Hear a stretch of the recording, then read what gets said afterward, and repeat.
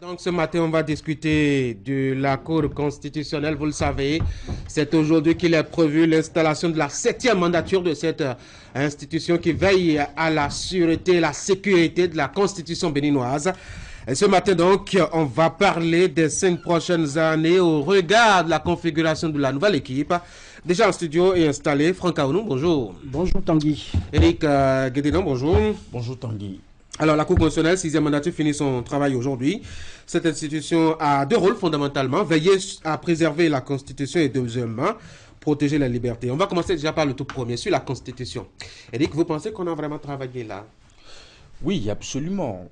Nous avons, les membres de la Cour qui sont en train de finir, ont travaillé. Nous les avons vus sur pas mal de chantiers, la plus récente quand il était question pour les élections législatives. Il fallait justement voir dans quelle mesure les partis d'opposition, notamment les démocrates, ça a été une lecture qui non seulement a apporté une certaine vitalité dans notre démocratie qui a été très appréciée.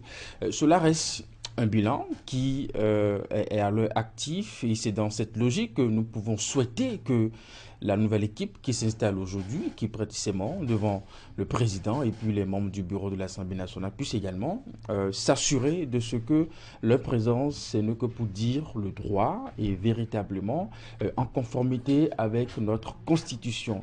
Et ceux-là, ils sont beaucoup attendus parce que nous avons un peuple de plus en plus mûr, n'est-ce pas, qui a un regard sur l'ensemble des mécanismes, n'est-ce pas, de notre démocratie.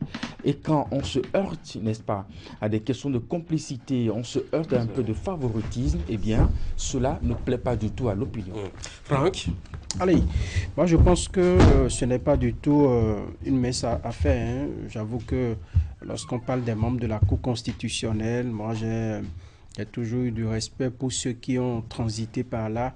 Et je pense que sur la sécurisation, puisque vous avez employé le premier volet, c'est surtout garder notre constitution intacte et surtout vierge. Non, pas vierge. Enfin. Parce que si on la viole. Si on ne devait pas violer ou garder vierge, il n'y aurait pas de coup constitutionnel. C'est parce qu'on sait qu'à des moments donnés, il y aurait des attentes, il y aurait des velléités de ne pas vouloir appliquer les dispositions qui sont contenues, qu'on a mis en place une équipe. Est-ce que l'équipe qui sort là a été suffisamment vigilante, à votre avis? D'abord, ce n'est pas l'équipe qui a commencé le mandat qui l'a terminé. Nous avons eu d'abord le président Joseph Djogbenou, qui ensuite a été remplacé par le président Amouda avec d'autres membres de la Cour. Moi, je pense que l'équipe a fait de son mieux, puisque jusque-là, nous n'avons pas eu d'incident majeur qui découle de la non-application des dispositions de la Constitution. Il y a eu un effort. Il y a eu un effort de veille qui a été assuré par l'équipe de Djogbenou, ensuite l'équipe de Razaki Amouda. Moi, je pense qu'il faut tout simplement reconnaître le mérite de ces sages. On a eu, à l'occasion de cette mandature, beaucoup de sollicitations, beaucoup de recours déposés, mais surtout, et dès l'entame de la mandature, beaucoup d'innovations avec les audiences publiques, par exemple, William. On doit dire que c'est positif ou négatif? Je commence par dire que, comme Franck, cette cour nous a fait voir de belles choses, des innovations, comme vous l'avez dit, et nous a fait voir aussi des choses moins bonnes. Sur la publicité des débats, moi, je pense que c'était une innovation bonne parce que depuis 1993, depuis la cour Elisabeth Pognon, le principe du contradictoire était établi dans les décisions rendues par la Cour constitutionnelle. Et vous savez, notamment, je pense à la décision de 98 sur le dignitaire religieux de Dassa Zoumé, vous voyez que la Cour, depuis lors, a eu une très grande envie de montrer aux Béninois qu'il n'y a pas de frontières. Il y a des tauges peut-être, il y a des sages, des gens très honorables, très respectés. Il y a des démarches solennelles. Il y a des démarches solennelles, mais au fond, tout Béninois peut la saisir. Et je crois que c'est un fétiche dans la démocratie et dans le monde entier. C'est un label que des citoyens puissent directement saisir leur cours constitutionnel comme ça. Mais par rapport à la publicité des débats en tant qu'audience, je pense que quelque part, ça a il y a du négatif là-dedans. Comment? Je m'explique. Tout le monde n'a pas les moyens d'avoir un avocat. Et si tout le monde n'a pas les moyens d'avoir un avocat et que vous voyez une requérante primaire, je suppose une employée, encore que c'est arrivé pendant cette cour, une employée renvoyée par sa patronne qui saisit la haute juridiction et qui demande que la haute juridiction trouve que parce que son employé doute, son employeur doute de son genre, que c'est une atteinte à sa personne et que pendant l'audition publique, l'employeur a 4 avocats et qu'elle-même n'a pas d'avocat, elle se fait suivre par un jeune activiste défenseur des droits de l'homme. Je pense qu'elle a eu peur. Elle a même perdu son latin pendant cette audience. Et la Cour a dû rendre une décision en faveur, je ne dis pas parce qu'il y avait beaucoup plus d'avocats, il y a eu des avocats constitués en conseil, mais parce que je trouve qu'elle n'avait pas pu se défendre forcément devant la haute juridiction. C'est quelque chose de très positif, de permettre à tout le monde de savoir que c'est... D'ailleurs, après le départ de Diogbenou, le président Amouda a décentralisé, je vais dire, a délocalisé des audiences et aller à Parakou, parce que l'un des problèmes de la Cour, c'est qu'il faut non seulement avoir une boîte postale pour la saisir, mais il faut venir à Cotonou, il faut venir au gré à Cotonou. Et le Béninois qui est à Botikali, Madekali, n'a pas forcément la chance de le faire. Donc c'est un couteau à double tranchant, cette audience publique, cette innovation. Sur la question de saisine récurrente de la Cour constitutionnelle. Sinon, je retiens un bilan mitigé. Je retiens un peu comme je retiens de la Cour d'Ossou, la Cour du chaos, ou je retiens de la Cour d'Elisabeth Pognon, des résultats proclamés, et ensuite je dirais, un climat de tension juste après. Je retiens une cour du certificat de conformité aux élections. Je retiens une cour quand même à un bilan pas très, très reluisant. Théodule Louachi. Oui, bonjour. Alors, j'ai posé des questions. Qu'est-ce que vous pensez un peu des différentes séances tenues par la Cour en matière donc de conservation de la Constitution et puis les innovations? Qu'est-ce que vous en dites? Ça fait deux questions à la fois. Merci à vous.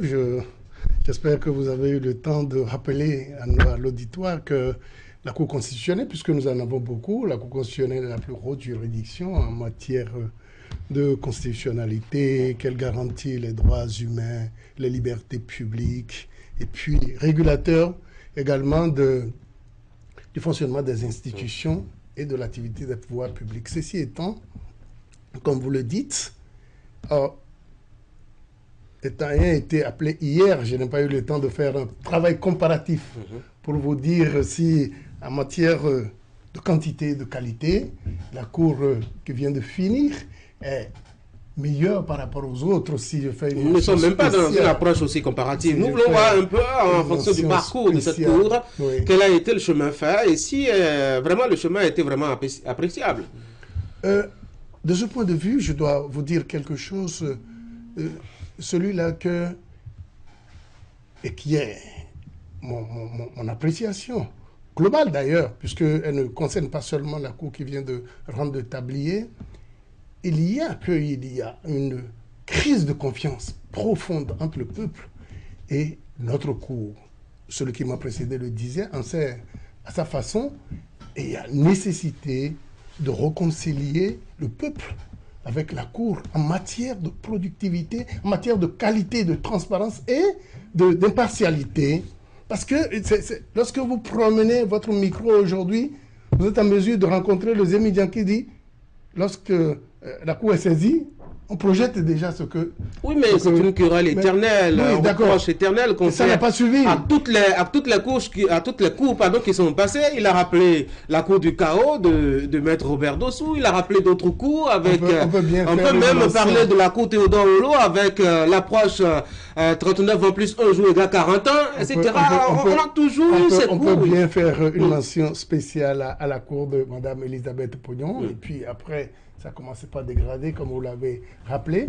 Lorsque je me retrouve toujours sur le terrain de la confiance et que on voit ce qui s'est passé, le renouvellement total des conseillers, je me dis, si ce n'est pas un retrait de confiance, si ce n'est pas également une crise ici qui s'exprime, est-ce que si ce n'est pas un désaveu, c'est tout au moins un débarquement où les organes qui vous mettent en place vous retire totalement pour vous remplacer. Alors la question, c'est là où c'est intéressant de savoir, est-ce que c'est parce que les intérêts, parce que c'est un terrain politique quand même, les intérêts se bousculent derrière. Est-ce que ceux-là, parce que quelque part, quelqu'un a dit, que la mission est terminée? Est-ce que c'est parce qu'ils ont fini leur mission qu'on leur a dit, ben, si On vous va avez comprendre fini... peut-être cette option de changement du tout pour le tout par le mode de choix, William Cliquant. C'est le chef de l'État qui choisit, c'est le bureau de l'Assemblée nationale qui choisit, le bureau de l'Assemblée nationale avec sa configuration, 3 partis politiques présents, avec un parti en minorité et un représentant, et puis qui conteste d'ailleurs d'avoir à participer à cette désignation. On peut comprendre donc que les 2 acteurs qui sont du même camp ou du même schéma politique aient pu faire un choix totalement unanime, non? Absolument. Vous savez, l'Assemblée nationale, 8e législature, ou carrément, 7e législature, a choisi les membres de la Cour venant de l'Assemblée nationale qui viennent finir. Et de ce côté-ci, nous avons affaire à la 9e législature. Donc les députés ne sont plus les mêmes, le bureau de l'Assemblée nationale n'est plus le même. Du côté du chef de l'État aussi, il y a forcément de nouvelles ambitions et tout. Et reconnaissons qu'après, qu'en dehors de Concepcia Ouensou, tous les autres présidents n'ont fait qu'un seul mandat. Donc, quelque part, le politique souvent renouvelle, à part le président de la haute cour de justice qu'on ramène parfois dans l'équipe et tout.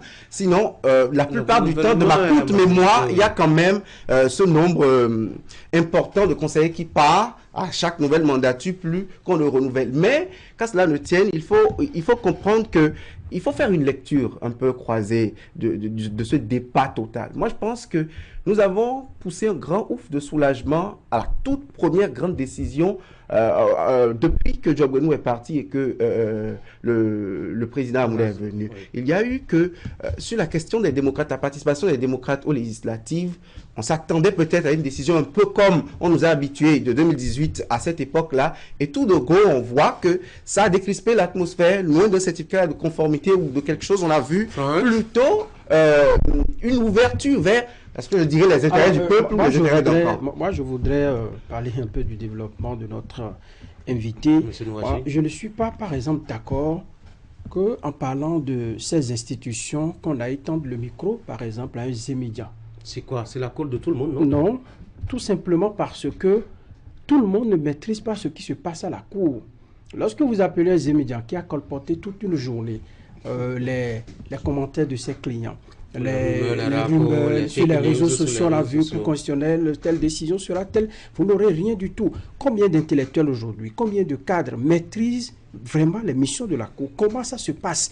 Parce que la Cour interprète parfois en fonction des recours. Votre question n'est pas déjà, je dois dire, la révélation de l'échec même de la Cour constitutionnelle en tant qu'institution qui devrait être ouverte à son public, puisque elle traite des questions qui sont liées directement au citoyen, à savoir la préservation des libertés, par exemple. C'est l'effort qui est en train d'être fait actuellement. On n'en veut pas les audiences publiques, par exemple. Combien de citoyens se déplacent pour voir comment les débats se mènent? Et lorsque je prends l'exemple donné par William tout à l'heure, la Cour devient un protecteur lorsque, par exemple, vous débarquez avec 4 avocats et que moi, un quidam qui a quitté Malanville, qui n'a pas les moyens de prendre un avocat, la Cour s'est vertu quand même à dire le droit. Si l'autre a raison avec le nombre d'avocats. Si vous ne vous défendez pas avec les arguments la Cour ne va pas faire dans la justice discriminatoire positive. Non, la défense est pour vous permettre. Parce que la partie adverse est venue avec plusieurs avocats.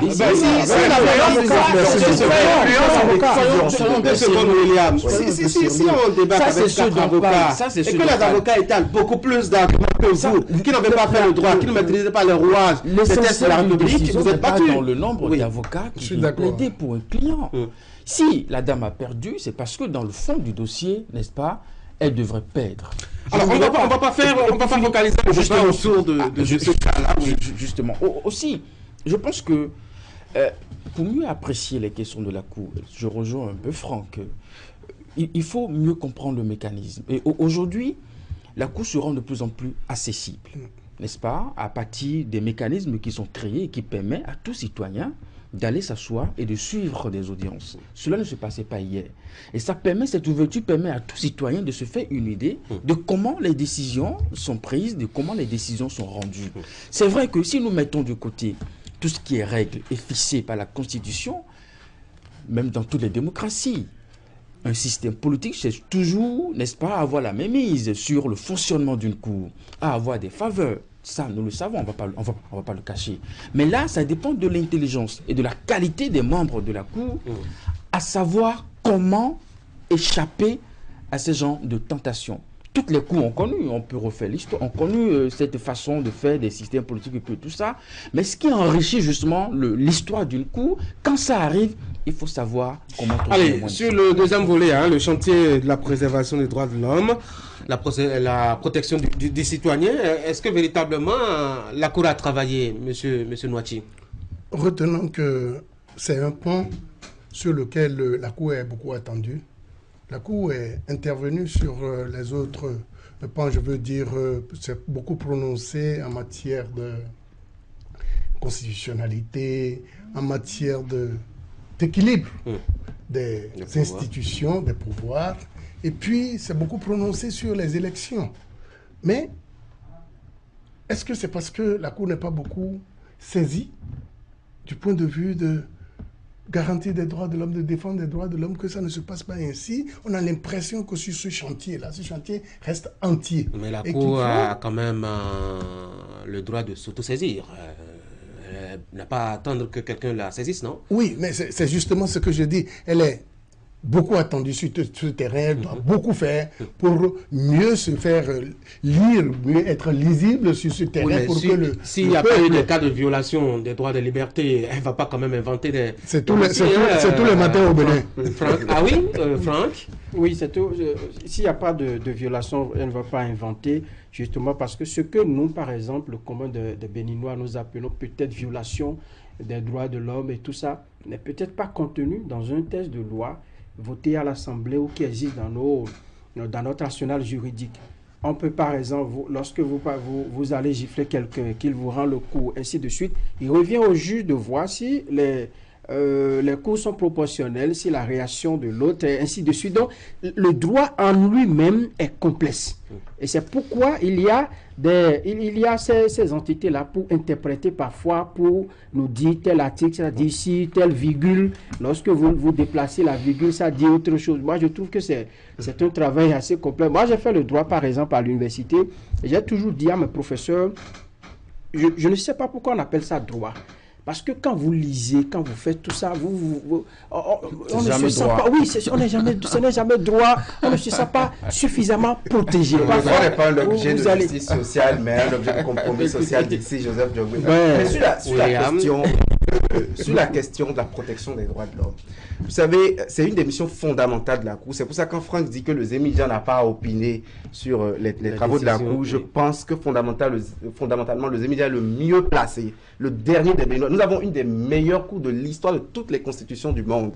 Okay? En Afrique, nous sommes, je crois, 3 ou 4 États à pouvoir permettre la saisine directe du juge constitutionnel par le dernier des citoyens. Donc, je pense que c'est un label, c'est un fétiche, on n'a pas à revenir là-dessus. Sur la question de la protection des droits de l'homme de cette mandature qui vient de finir, c'est cette mandature qui a dit à Charles Tokor, maire de Parakou, que à la veille des législatives de 2019, interdire les manifestations à caractère revendicatif dans Parakou est anticonstitutionnel. C'est cette même cour qui a dit à Luc Atrokou à Cotonou, sur saisine, sur requête de citoyens, que interdire pour cause de Covid-19 des manifestations dans la ville de Cotonou, que c'est violer la Constitution. C'est cette même cour qui a rendu des décisions en 2019, en 2020, sur le décret des années 70 imposant au personnel féminin des forces armées de ne pas se marier ou de ne pas faire d'enfants 5 ans après, juste après l'entrée dans la fonction publique dans le code des armées. Donc, en matière de protection des droits de l'homme, la Cour a fait son effort. Mais sur d'autres questions également de protection des droits de l'homme, on voit que sur des vices de forme, sur lesquels des anciennes cours fermaient les yeux, par exemple, histoire de s'intéresser au fond du dossier, parce qu'on sent que à Agla, à Cotonou, un poulailler dérange le voisinage et que la Cour oublie un peu les questions de forme, mais va même s'intéresser au fond du sujet. On a vu que sur certaines décisions sur lesquelles la Cour était quand même attendue, elle a battu parfois, par exemple de mémoire, par exemple, je pense à des recours sur, je sais pas, ça m'échappe, j'ai pas essayé de concocter ce genre de décision, pour dire aussi, le bilan reste aussi mitigé parce que, vous savez, le contentieux électoral rejaillit beaucoup sur la protection des droits de l'homme. Tout à fait. Donc, quand c'est polémique qu'après une proclamation de résultats, quand même, sachez que la Cour est un peu mal vue. Là-dessus, en 2019, en tout cas, on n'a pas été à la meilleure des formes de la Cour constitutionnelle, quand on a vu quand même tout ce qui s'est passé avec, vous le rappeliez tantôt, les certificats de conformité et autres pièces qu'il faut justifier pour être candidat à cette élection-là.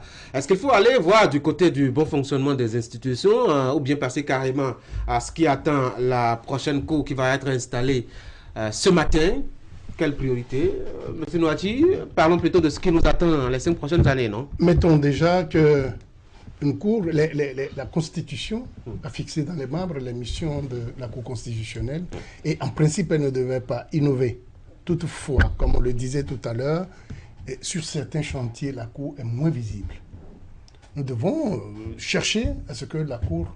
Évidemment, il faut bien que les citoyens saisissent la Cour pour qu'elle puisse se prononcer. Et puis après, l'autosaisine va suivre. En dehors de ça, il faut que la Cour nous convainque à travers la qualité de ses productions et que le citoyen, dès que la Cour est saisie, on dit ce rempart-là, le dernier rempart que nous avons, va nous rassurer. Il faut que la Cour puisse le faire. Il faut que, sans aller dans les détails, je souhaite qu'en matière de dépenses, de qualité, la Cour puisse préserver les deniers publics. Voyez-vous? Eric? Oui. Ok. Oui, Non? vous avez fini? Allez-y. Oui, Eric? Non, mais je pense que... Qu'est-ce que vous ce sont attendez des nouveaux sages-là, de la Cour constitutionnelle, qui vont être installés? Alors moi, je leur renvoie à leur mission première, que le droit soit dit, tel que contenu dans les textes, n'est-ce pas, de façon à sécuriser davantage les concitoyens qui vont certainement manifester le désir d'avoir le regard de la Cour sur certains sujets. Je voudrais davantage que la Cour soit plus présente, comme l'a évoqué notre invité, sur les questions de droits de l'homme et tout ça.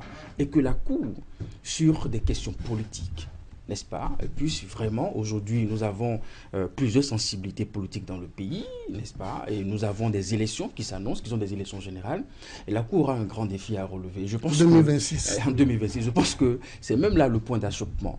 Aujourd'hui, déjà, nous voyons comment ça se passe à l'Assemblée nationale, entre les deux partis de la mouvance et puis l'opposition, même sur des questions de partage des commissions et puis tout ça. Et donc, la Cour est véritablement attendue à faire en sorte que un parti politique ne soit pas conforté en fonction de sa proximité avec le système. Je crois que la Cour n'a jamais été partiale, donc on va espérer qu'elle garde son impartialité. Pourquoi vous rigolez? La Cour n'a jamais été partiale. Oui, on vous croit sur parole. Oui, monsieur Noati. Non. Je voudrais bien aller dans ta direction. Lorsque je me rappelle qu'à la fin du premier mandat de la Cour de Mme Elisabeth Pognon, où ses pairs, la même Cour, elle a pu la débarquer, pas prétestant sur le fondement du fait qu'elle était élue ex-qualité magistrate et qu'à la fin du mandat, elle a perdu sa qualité. Cette Cour-là ne s'est pas empêchée de lui dire autrement, tu pourrais revenir en tant que personnalité, mais en tant que tu as perdu la qualité. Et puis, on a pu lui mettre fin à la poursuite de ses activités, de son office. Voyez-vous, comme défi, la même Cour-là se confronte exactement au même problème en ce qui concerne Mme Nyamou, où la Cour... La question de crédibilité. Mais oui. Et donc, la crédibilité de la Cour est... Oui, au-delà même de la personne de Mme Dandy Nyamou, il faut déjà voir le mode de désignation qui déjà est à polémique, Franck Aounou. Oui. Le mode de désignation, malgré les polémiques qu'il a suscitées dans le temps, ça n'a jamais changé. Ça n'a jamais changé. Et lorsque, par exemple, le président de la République doit désigner à l'Assemblée nationale, ce n'est que des personnes politiques qui désignent. C'est ça. On devrait procéder comment à l'élection? Je ne sais pas. À l'élection, peut-être. On va assister à un déchirement dans les corps professionnels. Je ne sais quoi, mais si on le fait, est-ce que la République va vraiment tenir? Un président de la République qui doit être là, qui doit avoir des décisions tombées sur sa tête et qui doit revoir forcément les choses. Moi, je pense que, parlant des défis, je crois que cette Cour-là va jouer toute sa crédibilité lors des élections générales qui arrivent. Parce que, Pourquoi vous êtes j'avoue- focus sur les élections? Non, on a vu ces D'ici derniers... les élections, il y a quand même 3 ans. Hein. Non, Et il faut mais ça, c'est la que première fois que nous il allons faut que des nous élections générales. suivions, il faut C'est que la- nous mais c'est la première suivions jusqu'à 2026. Non seulement c'est la première C'est un gros fois, défi. oui, c'est un gros défi Première pour notre pays, Et c'est maintenant que ça se pour la prépare. nation. Et vous avez vu dernièrement, toutes les élections ont suscité beaucoup d'attention dans le rang des citoyens. À la moindre incatade, à moindre geste, on va saisir les institutions pour dire il faut dire le droit. Donc ça va davantage se produire, et vu que nous allons aborder ces élections-là de façon successive en 2026, vous allez voir que davantage les citoyens vont se focaliser. cabrer. Si les choses se passent bien, bien entendu, jusqu'en 2026. Oui, au-delà peut-être du mode opératoire pour désigner les membres de la Cour constitutionnelle, celle qui est là quand même a connu une façon de désignation qui, je dois dire, met en cause quelque peu sa crédibilité qu'elle doit sauvegarder ou qu'elle doit défendre pendant le mandat, non, William? Si on s'en tient au recours de Michel Sodjinou, député à l'Assemblée nationale du Parti Les Démocrates, sur certaines caractéristiques exigées par la Constitution en matière de critères de choix des personnalités devant siéger à la Cour constitutionnelle, notamment professeur Dandy Niamou, qui a été rétrogradé au CAMES et reconnu comme fautif dans une affaire pour laquelle le député estime que cela porte atteinte à son honorabilité et donc en termes de probité qu'elle n'a pas les compétences de siéger. Et je pense que pour ne pas être jugé parti, la Cour qui vient de finir devrait vider ce dossier avant l'installation aujourd'hui. Mais voilà que ce n'est pas fait. Et donc, ce sera peut-être une requête au rôle dans la prochaine mandature. Professeur Dandy Niamou ne va pas siéger, donc à 6, un peu comme c'est souvent le cas quand eux-mêmes sont attaqués dans une décision. Et donc, on va voir ce que la Cour va dire à propos. On a vu des décisions, des recours contre Joseph Djogbenou pendant qu'il était président de la Cour. Solidarité très rapidement, de l'équipe. Très rapidement, Tanguy, sur les attentes. Moi, je pense que sur les décisions de principe en matière de protection des droits de l'homme, j'attends de cette Cour une jurisprudence constante. Vous voyez les rétropédalages sur le droit de grève, les rétropédalages sur certaines protections. Vous voyez, il y a parfois des choses qu'on a assises comme acquis. J'en veux pour preuve la décision de 2012, Jérôme Topoué, sur les personnes malvoyantes, les personnes en situation de handicap dans la fonction publique, où le juge constitutionnel dit le Bénin qui a organisé, l'État béninois qui a organisé le CEP, le BPC jusqu'au DEA, pour que cette femme soit juriste, doit pouvoir lui donner les moyens d'exercer une profession. Mais jusqu'aujourd'hui, quand vous lisez les communiqués de recrutement dans la fonction publique, on exclut certaines personnes, on trouve que certaines personnes ne sont pas aptes. Et parce que peut-être la profession, enfin, le corps de métier pour lequel on lance le concours, enfin... Le juge constitutionnel le savait quand il a rendu la décision. Vous ne demanderez pas peut-être à la, je ne sais pas quelle structure, qui emploie peut-être les dockers, de permettre quand même à un handicapé moteur d'aller se faire recruter. Il va porter les bagages. Comment? Je comprends parfaitement, mais la magistrature, par exemple, pas le DEA pour être docker. Ah non, mais il y a des professions à mi-temps d'autres. Il y a des professions qui peuvent le faire. Et jusque-là, on voit que c'est comme si le gouvernement n'intègre pas En cette faveur de cette disposition. personne-là, il y a quelque chose vous avez Monsieur Nouati, vous avez Franck. Monsieur Nouati, vous avez par exemple des handicapés visuels qui font par exemple leur formation avec le braille.